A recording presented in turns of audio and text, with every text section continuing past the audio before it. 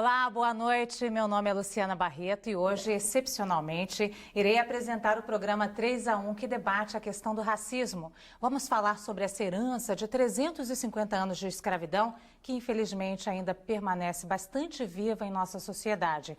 Casos recentes de discriminação racial no mundo do futebol, e também fora dele, é claro, ganharam notoriedade pública e merecem ser discutidos. Muitas vezes a miscigenação, que é a marca da formação da sociedade brasileira, mascara a desigualdade racial no país. Mas os números são claros. Segundo o IBGE, em 2013, os trabalhadores negros ganharam apenas pouco mais da metade do rendimento do que quem exerce a mesma função e tem a pele clara. Os negros são maioria na população carcerária brasileira e também as maiores vítimas da violência urbana. No estado do Rio, morrem 2 vezes mais negros assassinados do que brancos, de acordo com um estudo divulgado no fim do ano passado pelo Instituto de Pesquisa Econômica Aplicado, IPEA. No acesso à saúde e à educação, a exclusão também é visível. Para debater as raízes do preconceito e os desafios a serem superados, contamos com a presença de Paulo Rangel, primeiro promotor negro do Ministério Público a ser nomeado desembargador do Tribunal de Justiça do Rio de Janeiro e professor de Direito da Universidade do Estado do Rio de Janeiro. Elisa Larquim Nascimento, cientista social, diretora do Instituto de Pesquisa e Estudos Afro-Brasileiros e viúva do professor Abdias Nascimento, defensor da causa antirracista. Além de Joel Zito Araújo, cineasta, escritor e pesquisador, ele é autor e diretor de obras que discutem questões raciais, como o filme A Negação do Brasil e Raça. E também é curador do 7º Encontro de Cinema Negro Brasil, África e Caribe, que acontece no Rio de 21 a 30 de março. Antes do debate, vamos assistir a uma reportagem sobre o assunto.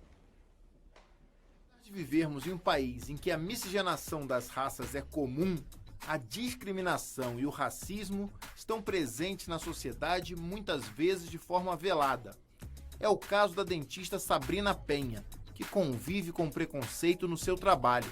Ela supõe que o motivo seja a cor de sua pele. No meu trabalho, a gente tem que pegar as fichas na recepção para poder voltar para o consultório, para poder preparar a sala para atender o paciente. E em muitas situações, quando eu entro no consultório, a secretária vem atrás e fala que o paciente vem buscar a ficha porque o paciente não quer ser atendido por mim. Isso já aconteceu várias vezes? Isso acontece com muita frequência mesmo. De forma mais explícita, em Mogi Mirim, o volante Arouca dos Santos teve que ouvir os gritos de macaco durante a partida. Na saída do gramado, um torcedor do Mogi ainda disse que ele deveria jogar era na África. A resposta do clube santista foi acionar o Ministério Público do Estado de São Paulo. Para mim é muito triste vir aqui ter que falar sobre racismo, né? Poderia muito bem estar falando sobre a grande vitória da equipe, principalmente pelo golaço que eu fiz na partida, mas saí do campo muito triste depois que ocorreu o ato racista do torcedor. Arouca não foi o único a sofrer com preconceito das torcidas. Antes dele, o árbitro de futebol Márcio Chagas, que apitou a partida entre Esportivo e Veranópolis pelo Campeonato Gaúcho, também teve que ouvir os gritos racistas da torcida do time de Bento Gonçalves. No estacionamento, ainda encontrou seu carro amassado e com algumas bananas no capô. O clube foi multado em R$30 mil. São casos que se tornam emblemáticos devido à popularidade do futebol e à visibilidade que o esporte tem na mídia. O atacante Tinga do Cruzeiro também ouviu urros que lembravam de um macaco quando seu time foi jogar no Peru pela Taça Libertadores da América. Racismo e ofensas contra negros são corriqueiras. Em 2013, 425 denúncias chegaram até a Secretaria de Promoção da Igualdade Racial. Em Brasília, a australiana Louise Garcia terminou presa após dizer a uma manicure que não aceitaria que uma raça ruim tocasse em suas unhas. A polícia foi chamada e a estrangeira ficou 24 horas detida e responde ao processo em liberdade. O crime de racismo foi transformado em injúria racial. Eu não sou um operador de direito, não verso, não trato sobre essa matéria, mas no meu entendimento como cidadão é que, uma vez que você está num país que não é o seu país de origem e você provoca uma situação que é constrangedora ou uma situação que implica em algum tipo de violência, no caso da discriminação racial, né, não deixa de ser uma violência, então você também se submete às leis locais, às leis daquele país. Quem escapou de uma condenação mais séria foi o médico Everton Menezes. Em 2012, ele teria ofendido a bilheteira Marina Serafim, que trabalhava num cinema de Brasília, dizendo que ela deveria estar na África, cuidando de orangotangos. A vara criminal acabou transformando a acusação do Ministério Público em crime de injúria. Mesmo as instituições que deveriam agir em defesa da população cometem arbitrariedades, como é o caso da polícia. No Rio de Janeiro, o vendedor Vinícius Romão ficou 16 dias encarcerado sem qualquer prova contra ele. Isso porque a vítima de um assalto o confundiu com o verdadeiro ladrão. Sem flagrante, sem investigação, sem julgamento, Vinícius foi preso por ser negro e passar pelo bairro errado na hora errada. O caso daquele ator é surreal, porque você não teve o flagrante, você não teve a prova, você teve uma mulher que foi vítima, que também, pressionada pela polícia, ela admite que o rapaz era o ladrão. Agora, eu também quero chamar a atenção para o erro, né? Porque não só o erro da polícia, mas como o próprio erro da vítima. É óbvio que a vítima estava atordoada, ela foi alvo de uma prática violenta, eu não vou negar isso. Mas é exatamente o problema que ocorre muitas vezes. Eu fui assaltada por um negro. Qual negro? Qualquer negro. Então, isto é algo terrível, porque isso sustenta o estereótipo, né? Isso é a manutenção do estereótipo. Bom, nós vimos agora casos emblemáticos de racismo. Infelizmente, são muitos, só dos últimos dias. E eu queria acrescentar ainda o caso da auxiliar de serviços gerais, Cláudia, que foi baleada, foi no domingo, e foi socorrida pela polícia, teve o corpo arrastado pelas ruas. Eu queria acrescentar esse caso, Elisa, e queria perguntar por que o Brasil ainda convive com essas cenas? Me parece que é porque o racismo ainda vive no Brasil, ainda está muito enraizado na cultura cotidiana. Esse caso da dentista me lembrou algo que meu marido Abdias contava da infância dele, anos 10 e 20 do século passado, muito tempo atrás, bem próximo da escravidão. O pai dele dizia que não adiantava ele ir muito atrás dessa coisa de estudar, de querer ter ambições, por causa do exemplo do filho do Dr. Petralha. O Dr. Petralha era um senhor bastante respeitado na sociedade de Franca, a cidade do Abdias, que tinha adotado um menino negro e havia criado esse menino com todas as vantagens que uma família abastada pudesse oferecer. Educou ele para ser médico. E esse filho, então, negro do Dr. Petralha, se forma médico e daí a pouco se suicida, porque ninguém quer se consultar com ele. Então, a ideia de que o negro só precisa se esforçar, só precisa galgar a educação ou então o ofício, e ele vai estar bem no Brasil porque ele está livre do racismo, do preconceito numa sociedade de democracia racial, é algo que é uma ideia que prevalece ainda hoje, prevaleceu muito mais ainda no passado, mas que esse tempo todo, a dentista é exemplo, prevalece em função da ideia da inferioridade que não é explicitada necessariamente, mas ela fica implícita nas ideias que as pessoas têm sobre as pessoas negras. Isso é muito ligado, a nosso ver,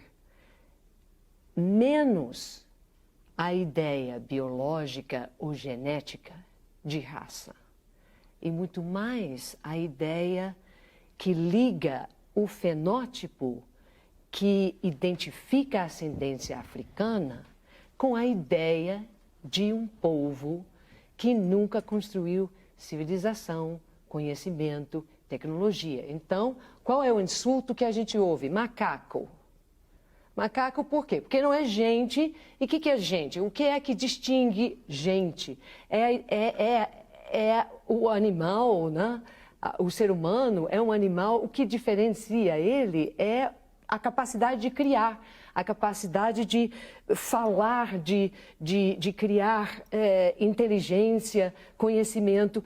Quando nós vamos consultar os autores que construíram as teorias raciais aqui no Brasil, os antropólogos como Oliveira Viana, o Nino Rodrigues e outros, muito menos falam de questões biológicas do que da questão de que o Áfer, né?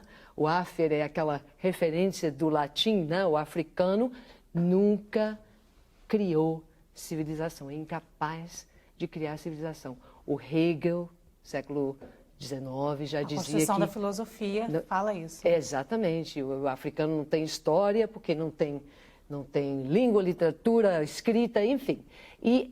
Não valoriza a história oral, né? Não só isso, a África tem história escrita. A África é onde nasceu a escrita. Então, a ideia de que a África só tem oralidade também é um equívoco. Sim, valorizar a história oral é importante, mas a escrita, o IPEAFRO, Instituto de Pesquisa e Estudos Afro-Brasileiros, uma instituição que eu tive a honra e o prazer de ajudar meu marido, Abdias Nascimento, a fundar, nós temos um curso chamado Sankofa. Esse Sankofa vem exatamente de um sistema de escrita africano, da África Ocidental, dos povos Akan, que é um conjunto de mais de 90 símbolos ideográficos, e o Sankofa significa o valor e a sabedoria de aprender com o passado, não para glorificar os ancestrais, mas para saber construir melhor o presente e o futuro. E agora nós tivemos o prazer de celebrar os 100 anos de Abdias, que sexta-feira teria feito, no dia 14 de março, teria feito 100 anos. Nesse centenário e em outra exposição que nós fizemos, retrospectiva da vida e obra dele, escolhemos um outro adinkra, que é um símbolo muito bonito, que representa os chifres do carneiro.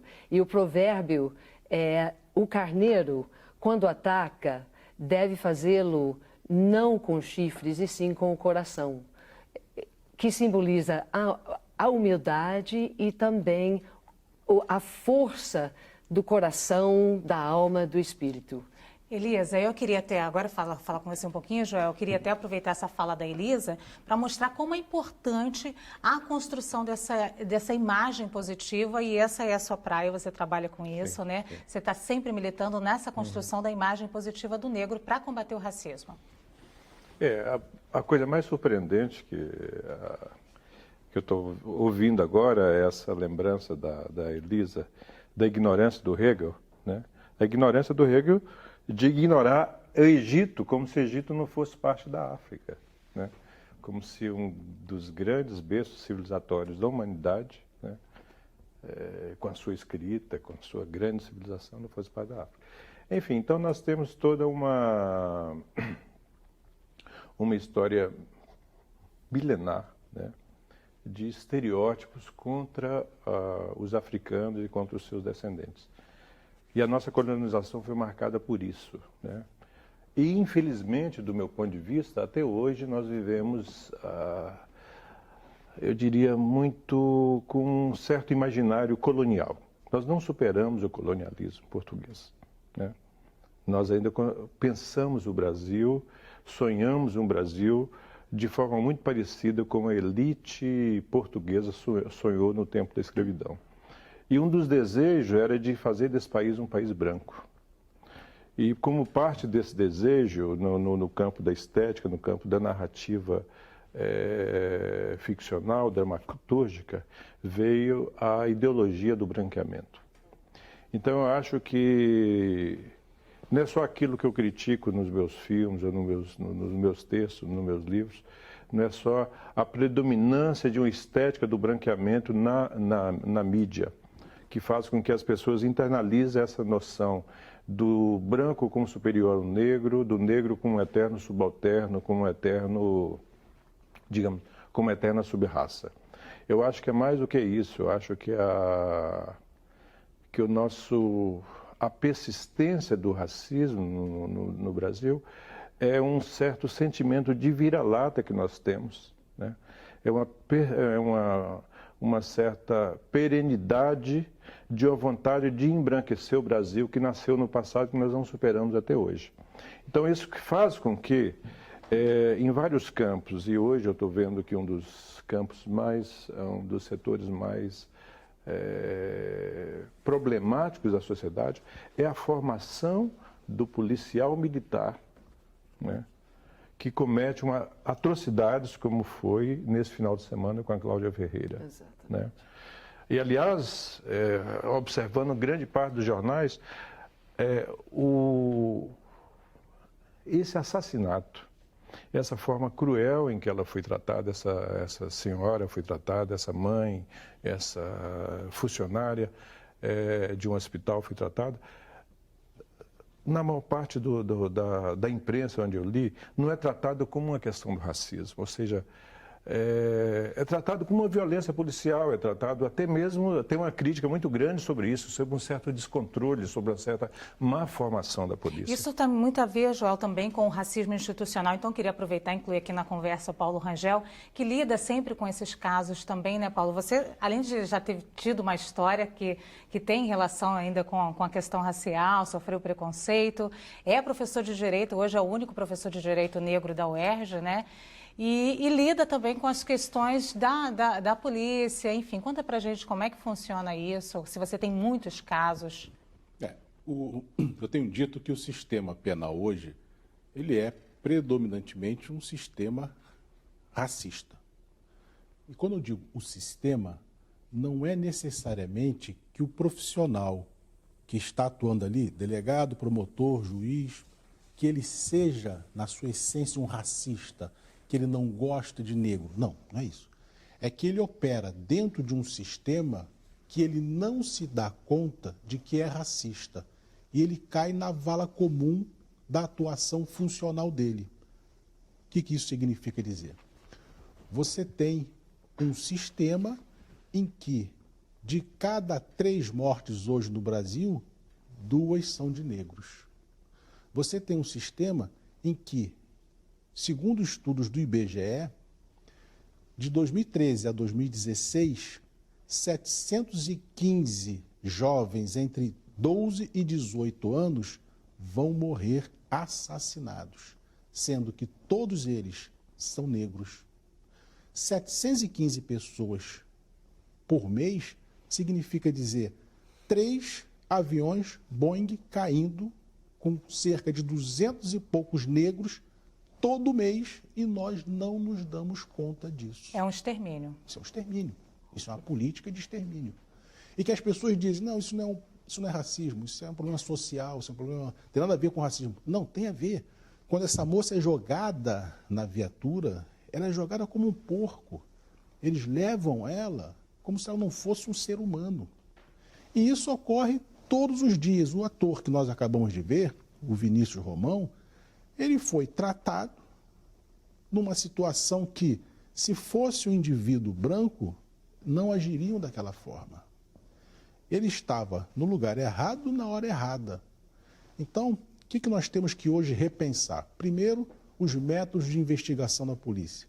O inquérito policial é algo que está provado a sua falência.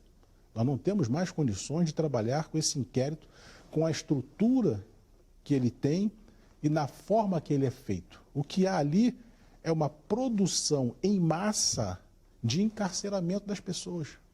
Enquanto nós acostumarmos com a política de encarceramento do Estado e acharmos que um país em desenvolvimento é o país que encarcera as pessoas, nós estamos fadados ao insucesso, ao fracasso. Um país, para você construir ele se tornar um país em desenvolvimento, é um país que aposta na educação, é um país que aposta na inclusão social, na inserção desses indivíduos. Por que a polícia age dessa forma nessas comunidades? Primeiro que nós temos um problema. Nós temos uma polícia militar que muitas vezes ela não é polícia nem é militar. Isso é um paradoxo, porque o treinamento que eles recebem é um treinamento militar, mas eles vão atuar na rua como policiais. E aí ele não tem o preparo necessário para atuar como policial. Você tem uma polícia civil que está na retaguarda fazendo uma investigação depois que o crime acontece. Essa polícia civil vai atuar depois do cometimento do crime de alguém que foi preso, em regra, por policiais militares. Esse inquérito é entregue ao Ministério Público, que por sua vez vai ter um problema. A polícia tem que dar resposta à conclusão daquele inquérito, porque a Corregedoria cobra dele um prazo, o Ministério Público cobra dele um prazo. O Ministério Público, quando recebe esse inquérito, tem que dar conta desse inquérito, porque o Conselho Nacional do Ministério Público cobra dele a conclusão daquela investigação e ele tem um prazo para concluir também se vai oferecer denúncia ou não. E quando ele oferece denúncia, o juiz agora tem um problema. É o CNJ em cima dele, cobrando dele o prazo para a conclusão daquele inquérito. Daquele processo. E quando aquele processo chega na minha mão, desembargador, também há uma cobrança, porque aquilo não pode ficar em cima da minha mesa. As pessoas pararam de observar que por trás daquele papel tem gente. E o sistema dificulta, né? A gente já vai continuar essa conversa. Vamos para um intervalo rápido e já voltamos com 3 a 1, esta noite discutindo as raízes e efeitos do racismo em nossa sociedade.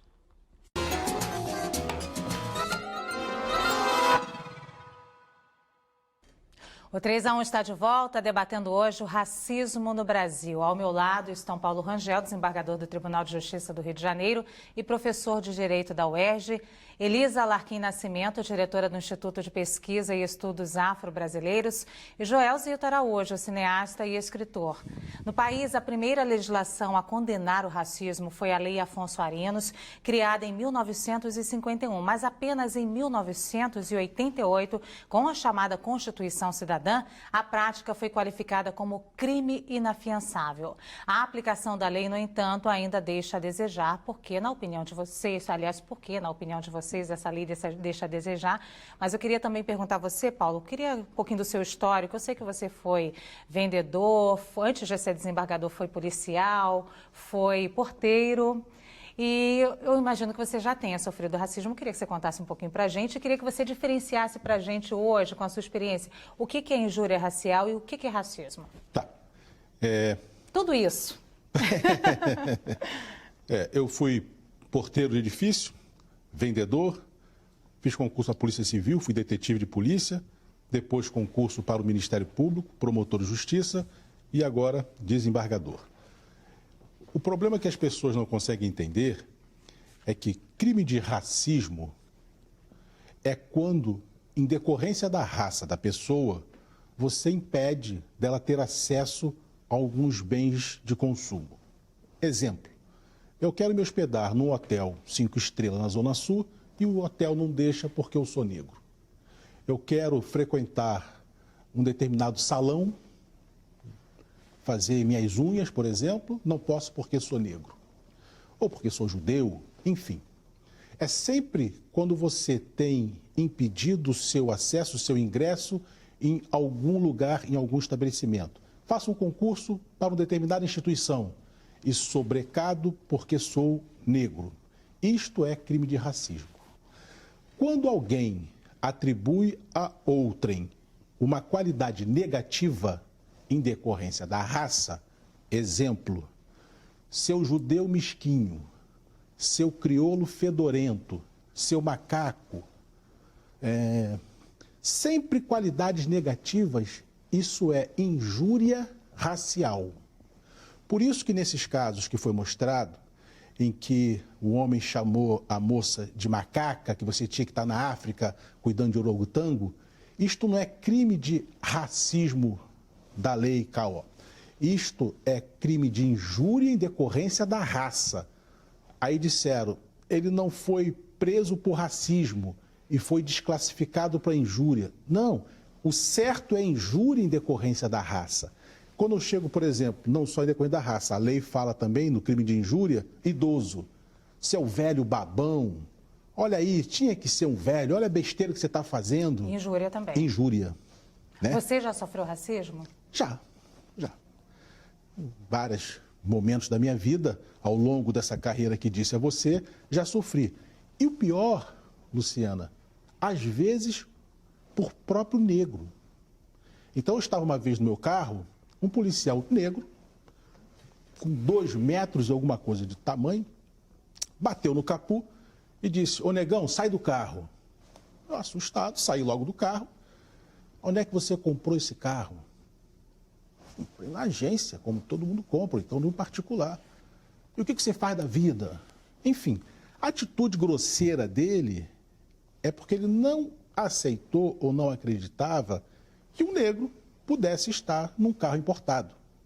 Na cabeça dele, eu sou traficante, marginal, alguma coisa. Ele jamais ia imaginar que eu fosse uma autoridade.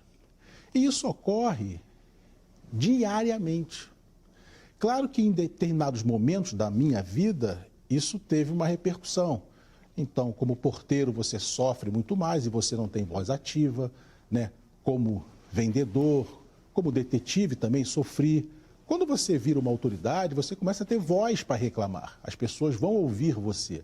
E aí é que eu disse já, eu reclamo hoje em nome daquele que não pode reclamar. Não porque eu gosto de confusão, mas porque existem pessoas hoje que não podem gritar, que não têm a voz ativa e aí merecem ser protegidas. E aí tem alguém que grita, né, Joelzito? Você grita, né? Você grita da sua maneira, você grita, né? Tá sempre gritando, né? Eu acho que eu fiquei com a fama de ser um gritador no meu campo.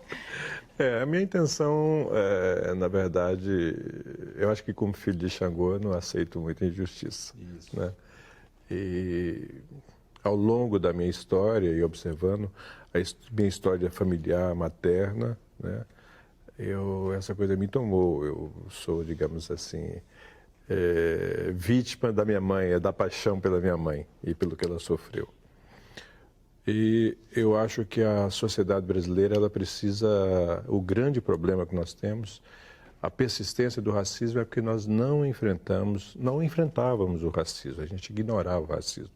Está crescendo muito caso atualmente, isso é muito bom, né, de denúncias contra o racismo, exatamente porque nós estamos tomando consciência de que esse é um tipo de crime, ou, enfim, de injúria ou de crime.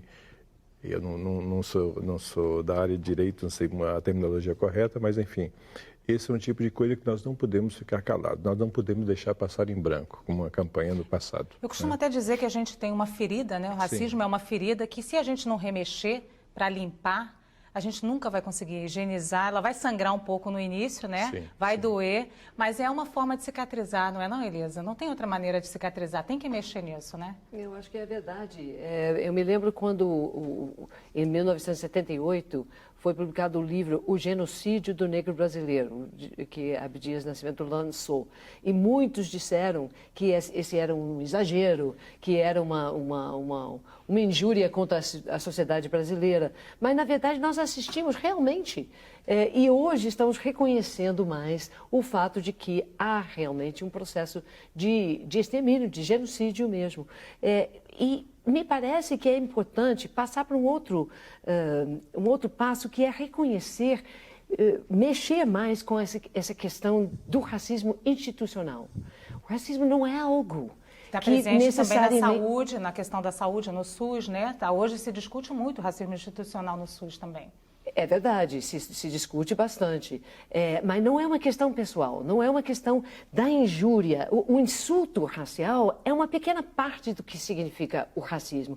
A meu ver, seria muito melhor se a gente tivesse uma lei que definisse um crime de racismo de uma forma muito mais aberta, para além dessas discriminações que o Dr. Paulo nos relacionou. Nós temos uma discriminação racial quando nós constatamos que o negro é discriminado no mercado de trabalho. Nós precisamos sair dessa ideia de que quando uma discriminação acontece, ela tem que ser provada ter sido por causa da raça. Porque você não tem como provar isso. Ninguém diz, olha, eu discriminei ele porque ele é negro. Muitas vezes é bem sutil, né? Então, as propostas de lei que o meu marido Abdias apresentou quando deputado e quando senador, eliminavam essa questão, usava a definição de discriminação racial que é usado pela ONU. E que, aliás, o Brasil assina o Tratado Internacional pela Eliminação da Discriminação Racial, que define o racismo como a discriminação racial como um tratamento diferenciado, não em razão de, mas que diferencia o tratamento entre os dois grupos e que tem o efeito de criar esse resultado discriminatório. Então, se eu tenho, por exemplo, uma população de um bairro onde eu tenho 60% de negros e ali, aquela indústria que está instalada ali só tem 10% de negros no total de sua força de mão de obra, está caracterizada uma discriminação. Eu não preciso que o dono daquela fábrica diga, eu fiz isso porque não gosto de negro. Nós temos que ter uma consciência dessa questão institucional que independe da opinião pessoal explicitada pela pessoa. Chegaremos lá. Vamos passar rápido esse tempo aqui, né? Vamos de novo para um rápido intervalo e voltamos já já.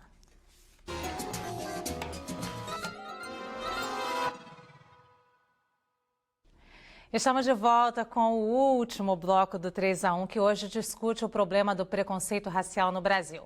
No estúdio, o desembargador do Tribunal de Justiça do Rio de Janeiro, Paulo Rangel, a diretora do Instituto de Pesquisa e Estudos Afro-Brasileiros, Elisa Larquim Nascimento, e o cineasta e escritor Joel Zito Araújo. Nos Estados Unidos, onde também há um passado escravocrata, este ano o Oscar de melhor filme foi para a obra 12 Anos de Escravidão, que conta a história de um homem negro e livre, sequestrado e vendido como escravo. Vamos ver um trecho do filme.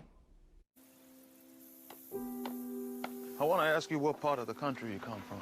I originate from Canada. I guess where that is. Oh, I know where Canada is. I've been there myself. Well, travel for a slave.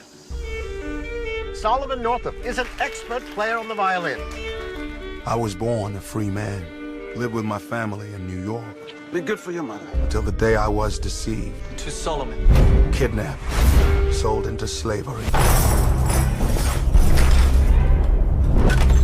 Well, boy, how you feel now?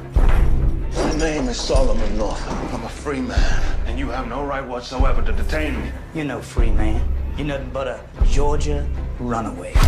That servant that don't obey his lord shall be beaten with many stripes.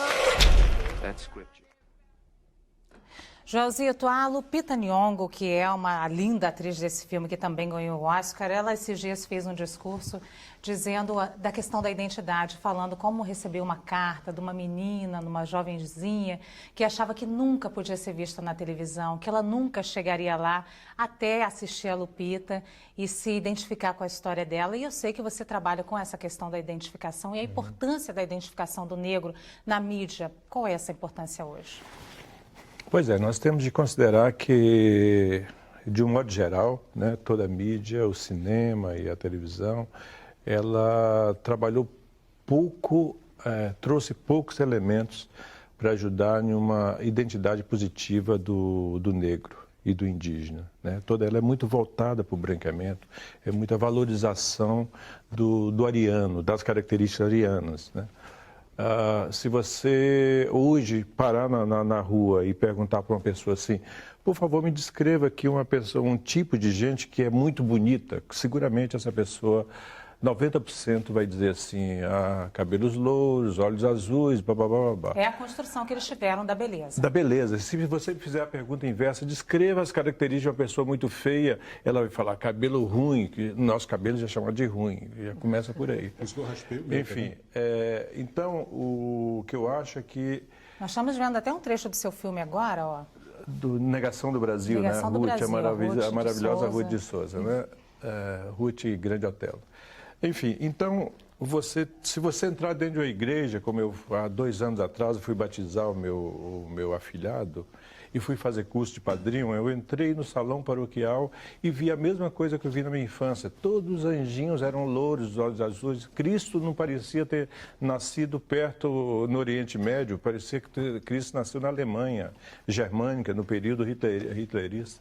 Enfim, então nós fomos cercados, 51% de brasileiros que se assumem como afrodescendentes, foi cercado em seu processo de crescimento por imagens que diziam você é feio, você é inferior, você é subalterno.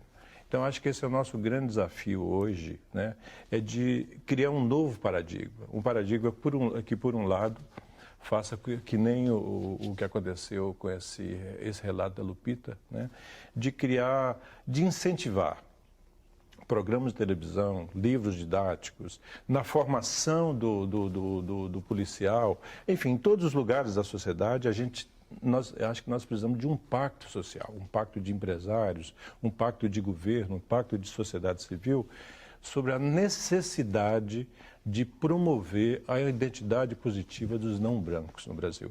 Então, acho que esse é o nosso grande problema. E filmes como esse, eu acho que são filmes interessantes, como o 12 anos de escravidão, os meus filmes Raça, como o último. Quer dizer, a gente tem trabalhado muito nisso. Quer dizer, 12 anos de escravidão, ele pega na ferida da escravidão e como isso deixou uma sociedade que foi muito escravocrata como a norte-americana e que é exatamente igual à nossa, como as marcas que isso deixou até hoje na América. Eu acho que nós temos de denunciar o passado escravocrata, mas nós temos de fazer filmes também que você construa elementos positivos, para que uma jovem criança negra, seja um menino ou uma menina, tenha orgulho da sua origem, Quer dizer, você é um grande exemplo disso. Você é acreditar que é possível, Eu mesma, na minha infância, também quando via aquela televisão completamente ariana, branca, que é a televisão do Brasil, a gente sente uma questão da impossibilidade, E nisso eu acho fundamental também que o negro chegue à universidade. É pior do que a impossibilidade, sabe? É mais do que isso, é um sentimento de inferioridade. Sabe, nós nos sentimos como se nós fôssemos inferiores, como se nós fossemos predestinados a ficar no rés do chão, nunca para voar. Acho que esse é um problema mais grave ainda. E nisso é fundamental, Elisa, que o negro ingresse na universidade, mas a gente esbarra com vários problemas do senso comum, como a questão das cotas, que se diz que o acesso ao ensino é democrático, basta, todo mundo tem direitos iguais, e a gente sabe que não é bem assim, não é, Elisa? Nós sabemos, em primeiro lugar, que quem apoia a política de cotas é o primeiro a apoiar a melhoria da educação básica e secundária no Brasil. Vamos terminar com esse discurso de que não precisa de cotas, precisa de melhorar a educação básica. E, em segundo lugar, a questão das cotas me parece que traz à tona uma questão muito importante, que é o outro lado do racismo. Quando nós focalizamos apenas o lado do discriminado, o lado da pobreza, o lado daquele que é vítima ou alvo da discriminação, nós estamos esquecendo que há o outro lado, há o lado do privilégio. E o privilégio no Brasil tem uma face racial no sentido social. Então, esse lado é o seguinte, que até muito pouco tempo atrás, temos o quê das cotas? 10 anos? 10 anos. Até esse momento, nós tivemos uma cota de 100%, ou de 99%, ou de 97% para os brancos. Na educação, pior ainda, porque um sistema de educação pública, que teoricamente seria para dar acesso àqueles que não tivessem condições financeiras, era o quintal dos filhos de uma elite que pagava cursinho e pagava colégio privativo, né, privado de privilégio para os filhos. Então, esse lado é importante. Mais um exemplo de cotas, assim. Na minha pesquisa sobre o negro na telenovela, né, eu constatei que aqueles canais, ou aquele canal que dava mais oportunidades para atores negros, o número de atores negros que apareciam na telenovela não chegava a 10% do total. Então, mesmo assim aparecendo em papéis subalternos. Onde a metade da população é negra, quer dizer, hoje essa metade da população se identifica como negra. Antes não se identificava, mas a maioria era a mesma. Por que a população não, de uma maneira geral, a gente não vê essa reclamação por parte da população? Desculpa? De uma maneira geral, a gente não percebe que a população reclame disso ou perceba isso em relação à televisão. Que exista essa discriminação na televisão? Me parece que é exatamente porque o normal, num sistema racista, o normal é aquele padrão que o Joel se referiu. É o padrão da brancura. A brancura é a norma. Já está introjetado. É a norma. Então, assim, é normal você não ver. Eu fico estarrecida quando eu entro em ambientes, certos ambientes frequentados por gente abastada, os museus, as universidades eram até um grande exemplo, mas os próprios shoppings, nós temos o exemplo dos rolezinhos, né? Na verdade, é impressionante como as pessoas não se dão conta que aquele ambiente é um ambiente que não reflete a população brasileira. É um ambiente onde você só tem brancos. Eu me sinto incomodada com aquele ambiente, mas a maioria das pessoas que frequentam esse ambiente não vê aquilo como anormal. Elisa, eu acho que o filme 12 anos de escravidão, ele é muito interessante por isso também.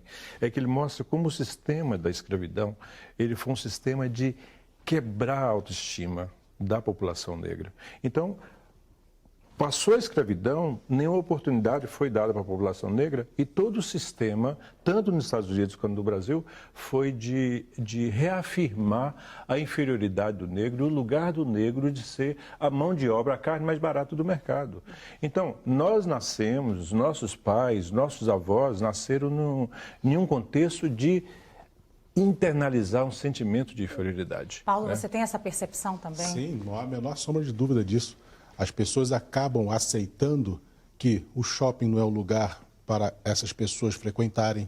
A televisão, o bonito é nós vermos o padrão de beleza que na cabeça deles, por serem maioria, é o padrão de beleza branca. E você acaba com exclusão social num ambiente em que você tem grandes talentos, atores, atrizes, que são excelentes, mas que não têm oportunidade. E quando tem oportunidade, eles botam no papel subalterno também, que é o papel de mordomo, o papel de empregado, o papel que é desenvolvido por pessoas de uma subclasse. Você não vê uma novela em que o empresário, o médico, aquela família abastada é formada por negros. Por quê? Se hoje você tem isso na sociedade. Então, quando você olha aquele padrão estabelecido na televisão, é o padrão da família branca. Você não monta uma novela em que a família que está ali é formada por negros. O pai é médico, a mãe é engenheira, enfim. Paulo, hoje você também é escritor, né? Tem livros de crônicas. Essa temática também está sendo abordada no seu livro, não? Não. Um livro de crônicas que eu até trouxe de presente para você. Muito obrigada. É um livro de humor, né? De coisas engraçadas, de coisas bem-humoradas, que eu resolvi sair um pouco do direito e partir para um lado um pouco mais bem-humorado.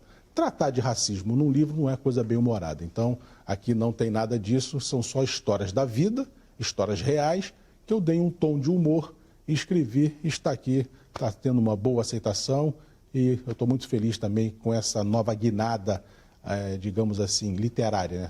Saí um pouco do direito, um pouco não, saí muito do direito e estou escrevendo coisas mais divertidas, coisas que são bem mais bem-humoradas, que me dão mais prazer hoje. Ô Elisa, a gente estava comentando ainda há pouco que também a gente tem poucas referências bibliográficas para estudar isso que a gente está discutindo aqui hoje, né? A oferta não é muito grande, ou pelo menos desconhecida, né, Elisa? Exato. Me parece que muitas vezes as obras existem, mas tem muito pouca difusão. E eu tive a honra de participar de uma coletânea recentemente, publicada pela Palas Editora, Ação Afirmativa em Questão. sobre ação afirmativa, organizada pela Ângela Randolfo Paiva, que é uma coisa interessante porque aborda a ação afirmativa em diversos países e também leva a uma visão mais ampla, porque a ação afirmativa não é apenas cotas. Há muitas outras formas de você enfrentar o racismo com políticas positivas, que não são necessariamente cotas, mas que podem ajudar a enfrentar esse racismo institucional, que não é uma questão de insulto, nem de injúria, nem de opinião de ninguém. É aquele racismo que é a exclusão dentro das instituições da sociedade, que, como ele disse, nem depende necessariamente da pessoa, daquele agente da discriminação, da opinião dela, mas de como o sistema funciona. Bom, nós já estamos agora nos últimos minutos. Eu queria, assim, deixar o recado mais claro ainda e falar dessas políticas públicas, né, dessas políticas positivas. O que você acha que é mais urgente ser feito, Rogério Zito?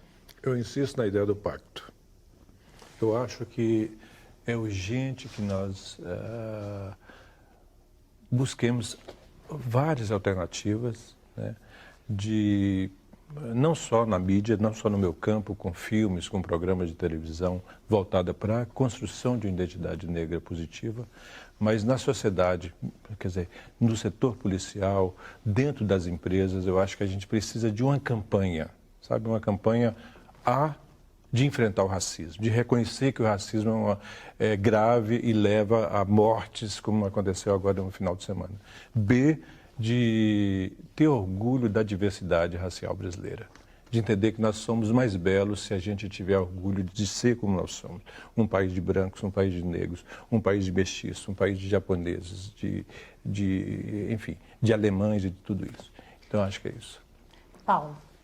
Eu entendo que nós não vamos conseguir avançar se nós não compreendermos que a educação é fundamental para nós podermos mudar esse estado de coisas que se perpetua no nosso país.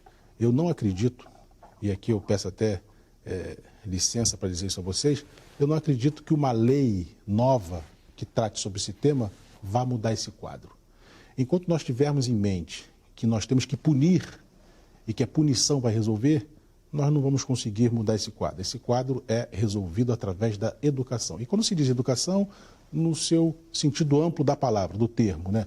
Através do cinema, através da cultura, através do teatro, através do ensino no banco escolar daquele jovem que está lá, não só na escola pública, mas também na escola privada. A partir do momento que nós nos conscientizarmos disso, nós vamos mudar esse quadro. Elisa. Assinando embaixo de tudo que foi dito, eu quero dizer o seguinte, que me parece que o mais importante é que a sociedade dominante branca, que ainda é branca, se abra para discutir e para abrir mão dos seus conceitos construídos sobre a questão racial. Abrir mão daquela ideia de que, cada um de nós, afinal de contas, somos generosos, cada um de nós temos ao menos um amigo branco, amigo negro. Ou seja, a ideia de que o Brasil é construído e visto a partir do olho do branco. Nós precisamos ouvidos, precisamos que essas ideias que estão sendo debatidas aqui sejam debatidas sem resistência daqueles que muitas vezes dizem, esse pessoal é racista às avessas, esse pessoal, eles mesmos é que são os racistas. Enfim, precisamos superar essas barreiras que são levantadas por algumas das vozes mais ampliadas nas mídias mais poderosas do país hoje. E eu acrescento porque a luta contra o preconceito racial no Brasil não é uma luta dos negros, é uma luta de todos para um Brasil melhor. Bom, o programa 3-1 fica por aqui. Para assistir novamente, acesse o site da TV Brasil. Agradecemos a presença do desembargador Paulo Rangel, da cientista social Elisa Larquim Nascimento e do cineasta Joelzito Araújo. Você fica na sequência com as notícias do dia do Repórter Brasil. Até a próxima quarta-feira aqui na TV Brasil.